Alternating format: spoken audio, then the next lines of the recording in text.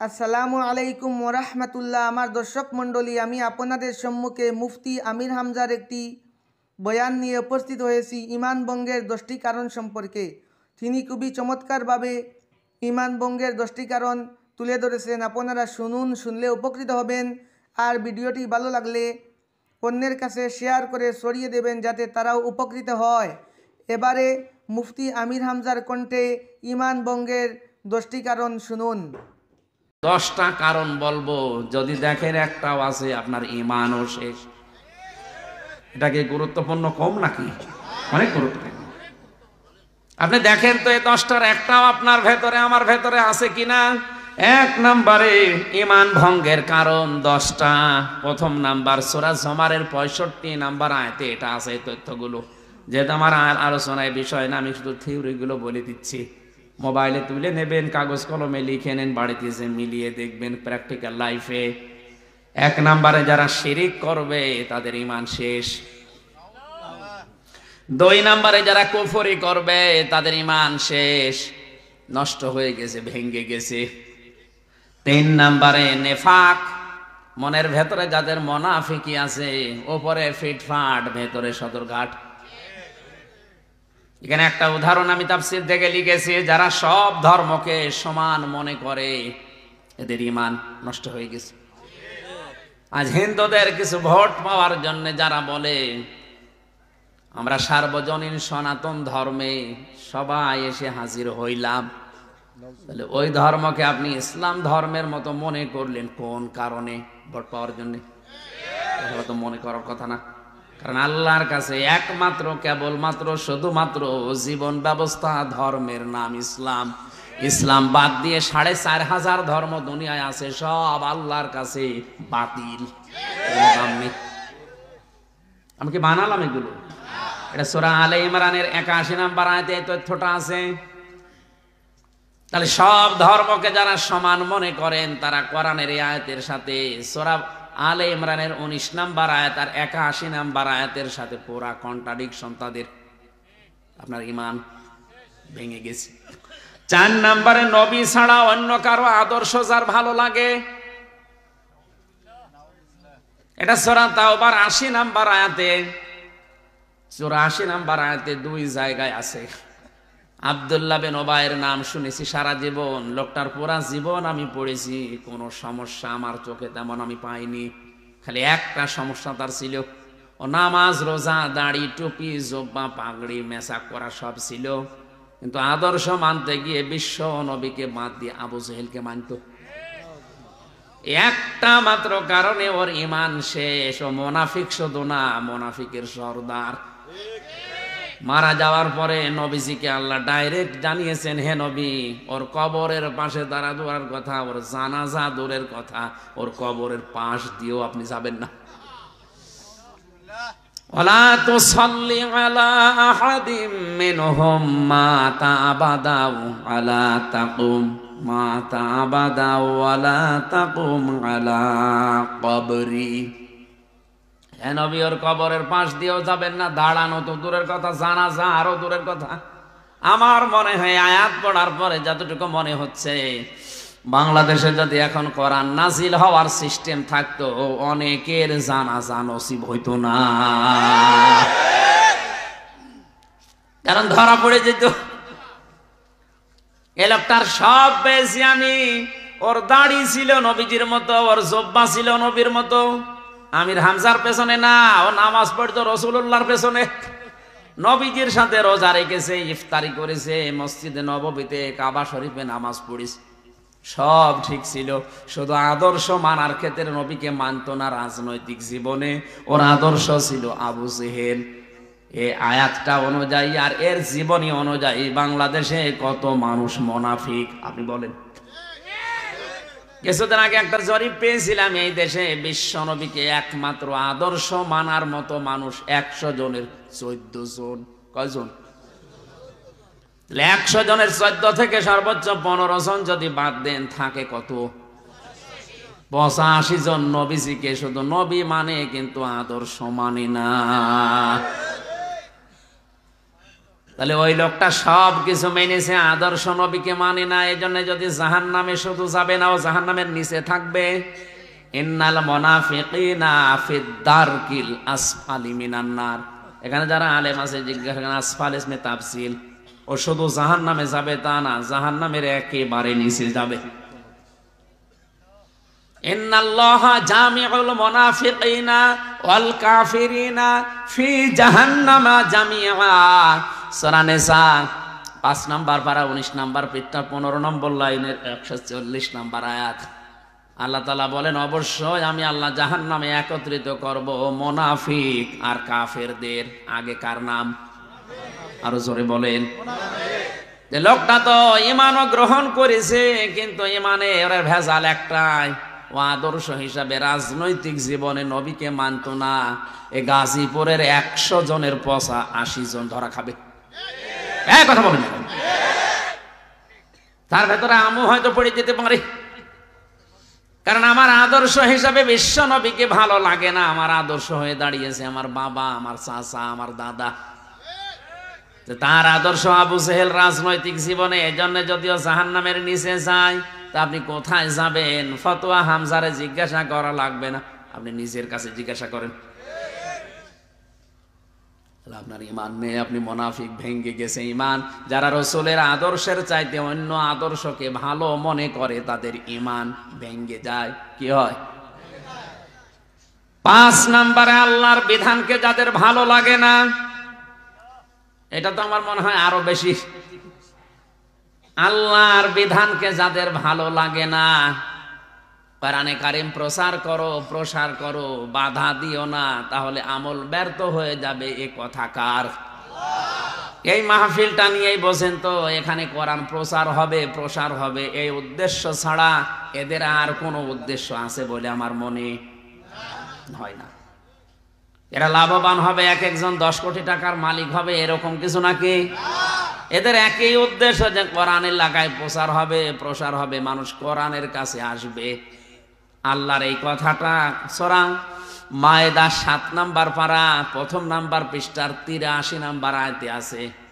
ওয়াইদা সামিউ মা উনজিলা ইলার রাসূলি তারা আয়ুনাহুম তাফিদু মিনাদ দামি মিম্মা আরাফু মিনাল হক ইলা আখির আয়াত। হে নবী, মানুষকে যখন কোরআন শোনাবেন, দেখবেন যারা কোরআনের মর্ম মানেগুলো উপলব্ধি করার চেষ্টায় আছে, যারা বুঝতেছে আল্লাহ কি বলে, ওদের চোখের দিকে তাকিয়ে দেখবেন ওরা কাঁদতেছে। আল্লাহর কথাগুলো বোঝার মতো যোগ্যতা যাদের আছে, ওরা নীরব নিস্তব্ধ হয়ে চিন্তা করবে, আর ভেতর থেকে এমনিতে কান্না আসবে, ওরা টেরও পাবে না। এখানে সবার চোখে পানি আসবে না। যাদের বোঝার মতো, উপলব্ধি করার মতো ক্ষমতা আছে, দেখবেন মনের অজান্তেই চোখ দিয়ে পানি পড়ছে। বিশ্ব নবী তো তার জীবনী পড়ে দেখেছি, রাহিকুল মাকতুমে হাত তুলতে দেরি হতো, কোরআনের কথা শুনলে চোখ দিয়ে পানি আসতে দেরি হতো না। আর আমরা তার উম্মত, হাত তোলা না, ঠ্যাং তুলে বসে থাকলো, চোখে পানি আসে না, কারণ আমরা তো বুঝি না যে আল্লাহর বক্তব্য কি। আল্লাহর এইটাও একটা বিধান যে কোরআন প্রসার করো, এ বিধান কার? এই দিকে তাকে এলাকার যুবকেরা আয়োজন করেছিল, যারা বুঝে হোক না বুঝে হোক বাধা দিয়েছেন। আল্লাহর কসম, আপনার ঈমান ভেঙে গেছে। আপনার মতো মানুষ মারা গেলে আপনার জানাজা দেওয়া, কবরে দেওয়া বেকার। আপনি এমনিতেও জাহান্নামে যাবেন, অমনিও জাহান্নামে যাবেন, কারণ ফা আহবাতা আমালাহুম, আমলের বহু বচন আমাল। যত আমল আপনি এর আগে করেছিলেন সব আল্লাহ ভেঙ্গে ফেলেছে, নষ্ট করে দিয়েছে, ব্যর্থ করে দিয়েছে।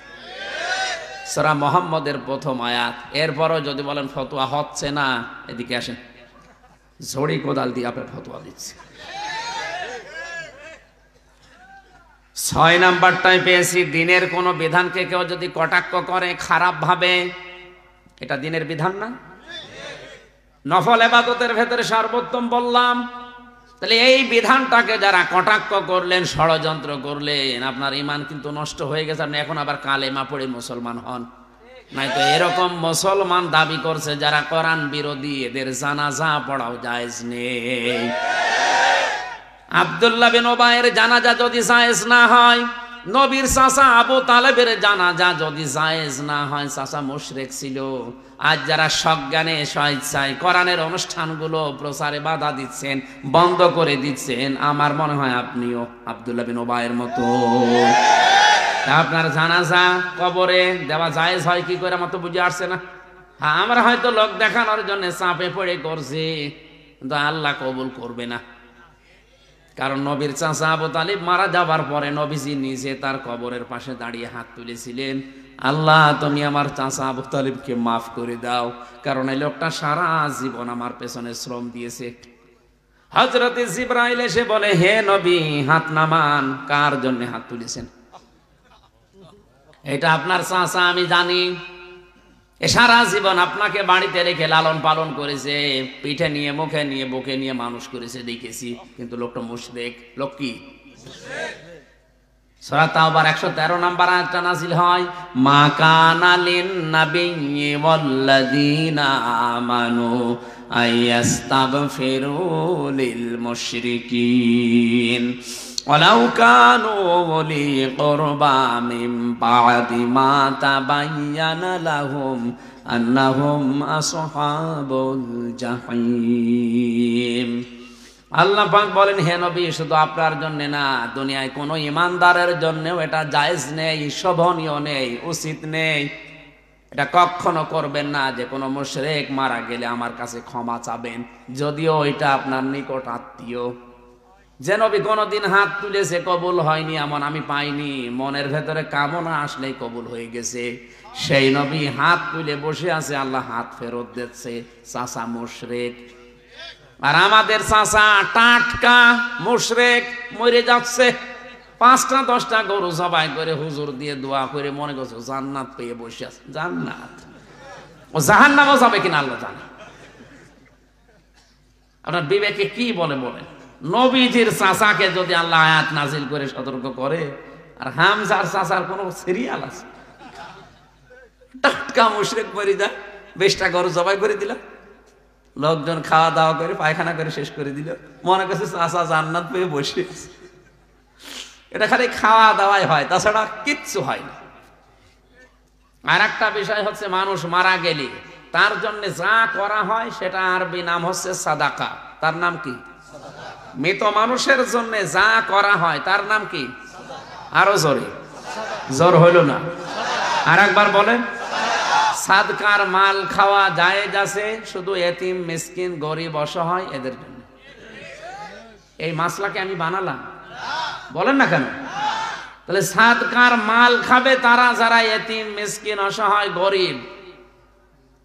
অথচ 10,000 মানুষের আয়োজন করলেন, চাচা মরে গেছে এই কারণে যে যারা আসতেছে 5,000 গাড়ি নিয়ে আসতেছে, উনি মরণের খাবার খান। ও কি এতিম, ও কি অসহায়? ওরে খাওয়ালে আপনারে খানা কবুল হবে? যাদের খাওয়া দরকার ওরা কিন্তু ভাগে খুব কম পায়, ওই শেষে একটা পায় কি না পায়, থালা নিয়ে আসে, থালা বাড়ি দিতে দিতে বাড়ি চলে যায়। আর যাদের খাবারের জীবনে কোনো অভাব নেই, মরণের খাওয়া খায়। আবার যদি জিজ্ঞাসা করেন চাচা কেমন খেয়েছেন, 10টা গোশত পেয়েছিলাম, দাঁতের ফাঁকা বন্ধ করতে শেষ হয়ে গেছে। দেখেন, ওর দাঁতের ফাঁকা বন্ধ করতে কয়টা গোশত লাগে, কারণ ওর দাঁতের ফাঁকা ওইরকম।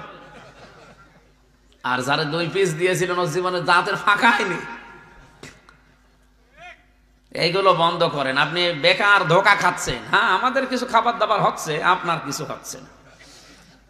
আপনি দেখেছেন আজ পর্যন্ত কোন হুজুরের বাড়িতে মিলাদ হয়? কারণ ও জানে যে ও ছাতা দিয়ে কোনো লাভ নেই,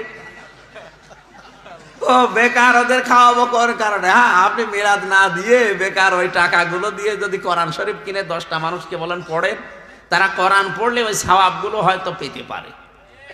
কথা বুঝতেছে? কেউ লেখাপড়া করতে পারছে না, তারা 2,000 টাকা দিয়ে বলেন যে এই যে বই কিনে নাও। কেউ মেয়ে দিতে পারে, বিয়ে দিতে পারে না, তারা 5,000 টাকা দিয়ে বলেন যে একটা জিনিস কিনে নাও, এইটাই লাভ হবে। আপনি আন্দাজে 50,000 টাকা খরচ করেছেন, ওটা পানিতে ফেলা ছাড়া কিচ্ছু না। কারণ যাদের খাওয়িয়েছিলেন ওটা কবুল হয়নি, ওটা ওদের হক ছিল না, হক ছিল গরিব, এতিম, অসহায়দের। মাসলাটা বলে দিলাম, এখন আপনি কি করবেন দেখেন। আমরা যারা আলেম হুজুর আছি শুধু মিলাদ পড়িয়ে বেড়াই, আমরা নিজেরা মিলাদ কোনোদিন দেই না। আমার মিলাদ দেওয়ার দরকার নেই, আমার মিলাদের চাইতে বড় মিলাদ বসে আছে আমার বাড়িতে। সব চাইতে বড় পীর আপনার জন্য আপনার মা আর বাবা। এই দুইজন যদি দোয়া করে, নবীজি বলেন আল্লাহর আরশ পর্যন্ত যেতে আর কোনো বাধা নেই, যদি সাইজ দোয়া হয়। নবীজি বলেন কোন মা আর বাবা যদি মন থেকে কোনো দোয়া করে, ওটা সরাসরি আরশে যে ধাক্কা খায়, যতক্ষণ পর্যন্ত দোয়াটা কবুল না হয় আরশ তখন কাঁপতে থাকে। আল্লাহ পাক বলেন থামো, জবাব আসে আল্লাহ, বাংলাদেশ নামে একটা দেশ আছে, গাজীপুর জেলার জহির নামে একটা লোকের জন্য তার মা দোয়া করেছে, যতক্ষণ পর্যন্ত জায়েজ দোয়াটা কবুল না হবে ততক্ষণ পর্যন্ত আমি কাঁপা বন্ধ হব না। এই জন্য আসল যেটা পড়ে আছে বাড়িতে, এদের খোঁজ খবর নেওয়া দরকার। ইমান ভাঙ্গার 7 নাম্বার কারণ হচ্ছে যারা জাদুকর, যারা জাদু করে বেড়ায়, এ মানুষের ইমান নষ্ট হয়ে যায়। সারা বাকারার ভেতরে ঘটনাটা আছে। 8 নাম্বারে মুসলমানদের বিরুদ্ধে যারা ষড়যন্ত্র করে, ওদের ইমান ভেঙে যায়, নষ্ট হয়ে যায়। 9 নাম্বারে কাউকে ইসলামের ঊর্ধ্বে যদি কেউ মনে করে, তার ইমান সঙ্গে সঙ্গে ধ্বংস হয়ে যায়। আর যেটা বাংলাদেশে বেশি, অনেককে এখন ইসলামের ঊর্ধ্বে মনে করা হচ্ছে, নাকি বেশি বলে ফেললাম? 10 নম্বরে ইসলামের কোন বিধানকে কেউ যদি ঘৃণা করে, সূরা সেজদার 22 নম্বর আয়াতে তথ্য আছে, সূরা মুহাম্মদের 9 নম্বর আয়াতে তথ্য আছে। যেটা বললাম আপনি একটু মিলান, এই যে 10টা আল্লাহর পথে যারা মানুষকে বাধা দেয়, চলতে দিতে চায় না, এদের ঈমান আল্লাহ নষ্ট করে দেয়। আমার তো মনে হচ্ছে 10টার ভেতরে 10টা এখন আমাদের ভেতরে অলরেডি পাওয়া যাচ্ছে, আন্দাজে ঈমানের দাবি করে।